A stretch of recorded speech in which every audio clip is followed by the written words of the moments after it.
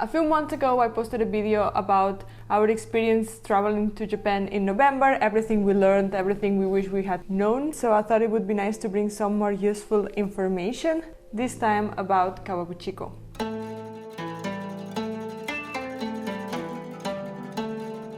In the blog we even said that we would sit down and explain a bit about it, and of course we never did that. Okay, we're gonna try to sit down later and tell you about how we did the whole ticket to come here. So in this video I want to talk about a few different things, like how to get there, how much did it cost, how long did it take, what can you do once you're there, how does it work to rent a bike, and most important, is it worth it? So grab a coffee and let's get started. So Lake Kawaguchiko is one of the 5 lakes at the base of Mount Fuji. You can visit all of them, but Lake Kawaguchiko is the most popular one and the most famous because it's easy to access from Tokyo. It has a lot of tourist attractions and a lot of accommodation, restaurants, etc. It has beautiful views of Mount Fuji on a clear day. You probably have seen some images like these ones, and that's what you get when you go to Kawaguchiko. But let's start at the beginning, how to get there. I know that there are organized tours, like day trips from Tokyo, where they pick you up, take you there and bring you back. We didn't do that, we did everything on our own, and so we could go at our own pace and do what we felt like. So I'm gonna explain what we did and how it worked for us. Today we're going to Lake Kawaguchiko. As I said, we went there a couple of years ago, so the JR Pass was still a big thing. I know now it's not as affordable as it used to be, so you might not be using that for your trip. But in our case, we activated our JR Pass that day. Otherwise, you can just purchase a JR ticket to go there. So you take the JR line all the way to Otsuki, and then from there you transfer to the... how was that called? Fuji Q. We took the JR line at Shinjuku station and it took us a bit over an hour to get to Otsuki, and then there you transfer to the Fuji Q lane and it's about another hour until you get to the lake. And the first part with the JR line was perfect. We could book our seats, which I would recommend you do so because it's not guaranteed that you will have a spot, and it's somewhat a long ride, like you don't want to be standing for over an hour. And then from Otsuki to Kawaguchiko is a more regional train. So there's no booking there. It was quite like chaotic. There was so many people when we got to Otsuki just to transfer to the other train, even though we had good time, but it still was incredibly busy and you had to run for a seat.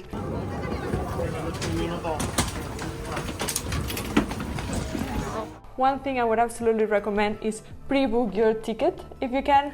So you can bring your tickets booked from Shinjuku station, and then you have both the journey to Otsuki and from Otsuki to Kawaguchiko, and then you can just, once you get to the transfer point, you just go to the machines and scan your tickets and you're good to go. Also, you can pay for the ride from Otsuki to Kawaguchiko with your Suica, Pasmo or whatever card you have. So keep that in mind as well. We used, I believe, the JR Pass to go from Shinjuku to Otsuki, and then from there we scanned our JR Pass to check out of the JR line, and then we scanned our Pasmo to get into the next train. So scanning both things was perfect and we didn't have to queue. But otherwise, I'm sure you can also pre-book your ticket from Otsuki to Kawaguchiko, and then you also don't have to queue. Always check if you can pay with your Pasmo or Suica or whatever card you decide to go for, even if you're not in Tokyo.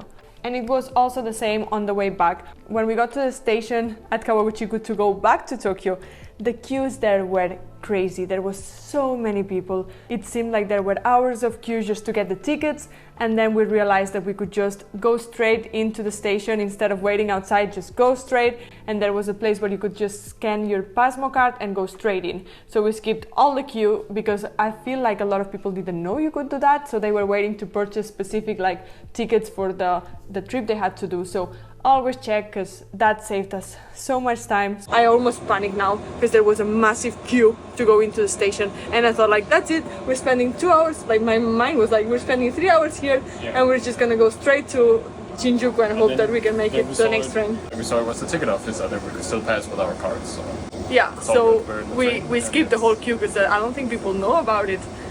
Like, look how empty this is.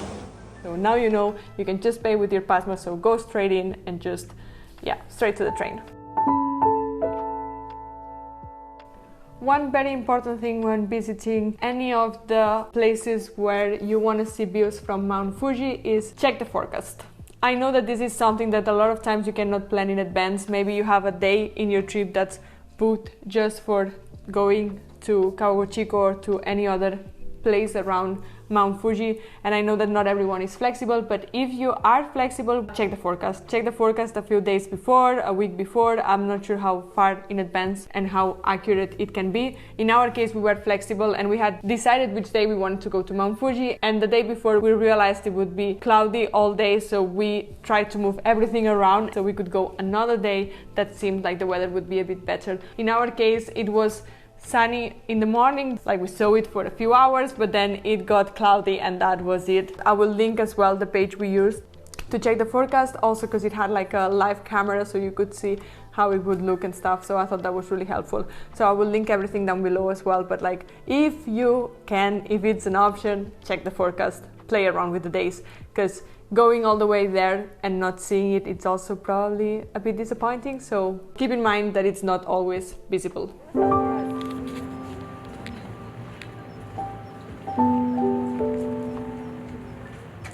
Let's talk about the bikes. I know it has become very popular, or at least it was when we were there, to rent a bike and bike around the lake. And yeah, that's what happens with the TikTok trends and TikTok videos. You see it, you think it sounds really nice, but everyone thinks the same. So it was all completely packed. We arrived there, it was not too late. We had left Tokyo at 8 in the morning, but of course by the time we arrived to Kawaguchiko, it was maybe 11 already. So it was busy. We had checked the spots to go rent bikes, and as soon as we got out of the station, we went straight to the points where we could pick up some, and everywhere it was just sold out. Long queues for people waiting for other people to come and return their bikes, and a lot of places where it was just like, we have absolutely nothing left. No electric bikes, no normal bikes, no nothing. I have to say that we also didn't have a lot of time, so we were a bit limited with what we could see without having a bike to move around. So we decided to just start walking towards the lake and look what other options we had. And we found a hotel that also rented bikes that was a bit farther from the station, and we did that and we managed to get some bikes there. But by the time we were back, I think we took the last ones because there were signs of sold out as well. And we got these tiny little bikes with like small wheels. That was the only thing they had left. It still worked really nice for us, and we couldn't have seen anything almost if it wasn't because of it. So we're really grateful for that, but like be careful, they might sold out if you're not there early, and also it is not guaranteed that you will get one, so keep that in mind and be a bit flexible, I would say. Here's some information I found on the place we actually ended up renting the bikes. It says that it takes about 2 hours to bike around the whole lake. It's 18 kilometers. And the bicycles cost 500 yen per hour and 1,500 yen per day. So from 3 hours, you can basically rent it for the day. I will make sure to check other bike rental places around the station so I can put the prices here and you can just see if you're interested in that. It took us maybe around 20 minutes to walk from the station to where we actually rented the bikes, but it would have maybe taken us about an hour walking to just cross to the other side, which is what we did with the bikes. We just came from doing all that right there. We went all the way from down there, all the way by the water, twice. It is super beautiful. And we made it all the way to Nagasaki Park. It is not one of the most popular spots, but that's as far as we could get with the time we had, and it was super beautiful and super quiet. We took like a little path to the water, and then we sat there and we had some snacks with the view of Mount Fuji and the waves, and it was really, really beautiful and very relaxing. We were alone there, so it was super nice. But there's also a lot of other places that you can visit and take photos. I also have a lot of things that we didn't have time to visit, but that I had researched before our trip. And one of them is Oishi Park. There's something called Fujisan deck, which is also an observatory deck where you can see the views of Mount Fuji, which also looks really beautiful. I'm not sure if the ropeway is worth it because I think it has become quite popular, so it might be quite crowded.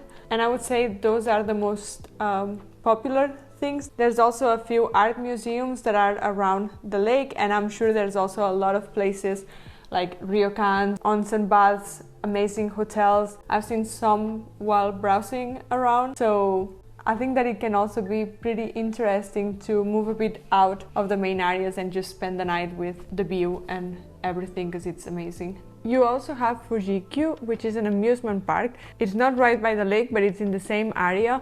And if you're into roller coasters, this is probably a place for you. It also seems to have some themed areas, like a Naruto village, and a quite long and extensive horror haunted house kind of thing. It is free to enter and you can get a pass to access the rides. And I would assume the views are crazy from up the roller coasters. And before we move on to the next thing, I have to say that there's also one more stop that people usually do when they go to Lake Kawaguchiko, and that we also did, and I want to talk about because in my opinion it was not worth it. Bikes have been given back, and we're walking to the station. It's going to the chureito pagoda. I'm absolutely sure you have seen some of these photos all over internet. And yes, it looks amazing on the photos, it looks super idyllic, and once you're there, why not go check it out? That's at least what we thought. But in my opinion, it was not worth it. It's just a couple of stops before Lake Kawaguchi, so we took it on our way back. And it is a bit of a walk from the station to the temple, and then you walk quite a lot of stairs and you basically see exactly what's on the image. In our case, Mount Fuji was covered at that time. You could still see a bit of it, but you didn't see the tip, which is what makes the photos so beautiful. But the pagoda itself didn't really say anything to me. I must say I'm a bit disappointed. I mean, it's really beautiful from up here, but I don't know, I thought that from the photos it looked a bit more impressive than it does in real life. I don't know, I didn't really like it, so of course it's nice to take the photo, but you basically go there, there's like an observatory space where like there's some benches kind of, so people can sit there and take photos. There was a lot of photographers probably there to film the sunset, and just a lot of people taking photos. And that's basically all you do. You go up, you take a photo, you go down. There's nothing else to do aside from buying super overpriced snacks. And in my opinion, it just wasn't worth it. But if you want the photo, of course, and the views are like the sky is cleared, it probably gains a lot. We even had the autumn foliage, so the leaves were beautiful colors, and like it's a nice view over the top of the town and everything. But I don't know, in my opinion it wasn't it, but of course I had to mention it because it's a very touristy place and like very popular place to visit as well. And now on to the last bit of this video. Is it worth it? I have to say I'm a bit divided. I want to say yes, because the view was stunning. Biking through the side of the lake, seeing the water, Mount Fuji at the end, very idyllic, very beautiful. With that said, it was really busy. It was very touristy, there was a lot of people, it was super chaotic. The station was a horrible experience.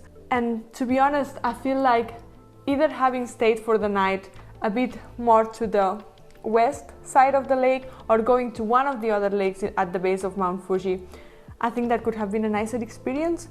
Of course, I cannot say for sure because I haven't been there, but from what we saw, I have to say it was very chaotic and I wouldn't do it again. I would definitely have skipped the pagoda, for that was one of the most overrated places we visited in my opinion.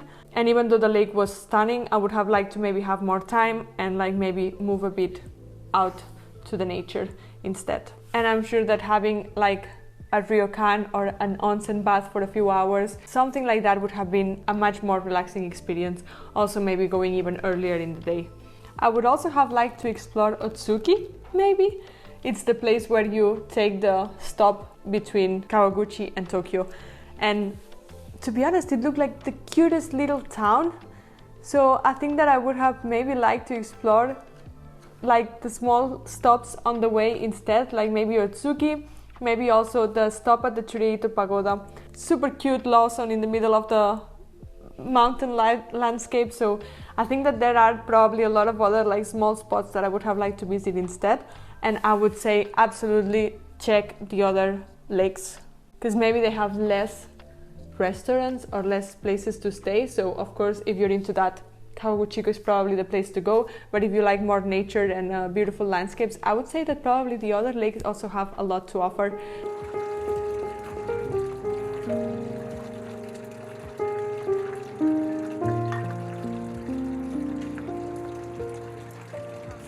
you go to Kawaguchiko, bear in mind there's gonna be a lot of people, look for the forecast and book the train in advance.